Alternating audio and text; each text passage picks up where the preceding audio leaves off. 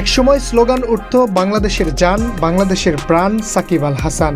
কিন্তু সেই সাকিবই এখন দর্শকদের হাসির পাত্র হয়ে উঠেছেন। কদিন আগেই কানাডার গ্লোবাল টি-20-র এক ম্যাচে প্রবাসী ভক্তের তোপের মুখে পড়েন সাকিব।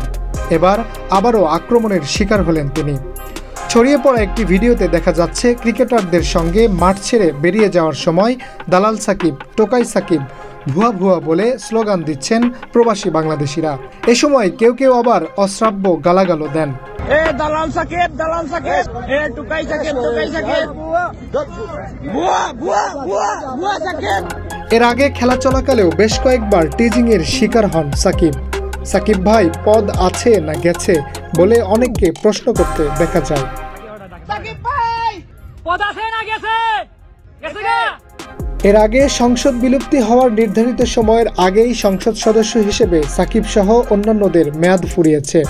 মাগুরা 1 আসন থেকে নির্বাচিত হয়েছিলেন এই টাইগার অলরাউন্ডার। ছাত্র জনতার গণ অভ্যুত্থানের মুখে প্রধানমন্ত্রীর পদ থেকে পদত্যাগ করে দেশ ছেড়ে পালিয়েছেন শেখ হাসিনা। সদ্য বিলুপ্ত হওয়া দ্বাদশ জাতীয় সংসদে আওয়ামী লীগের হয়ে নির্বাচিত প্রতিনিধি ছিলেন তারকা ক্রিকেটার সাকিব আল হাসান। দলের পতনের একদিন পরেই আজ কানাডায় খেলতে নেমে লাঞ্ছিত হলেন তিনি। Harunur Rashid, channel I, Dhaka. প্রিয় নম্বর সেট করে বিকাশে সেন্ড মানি করুন ফ্রি।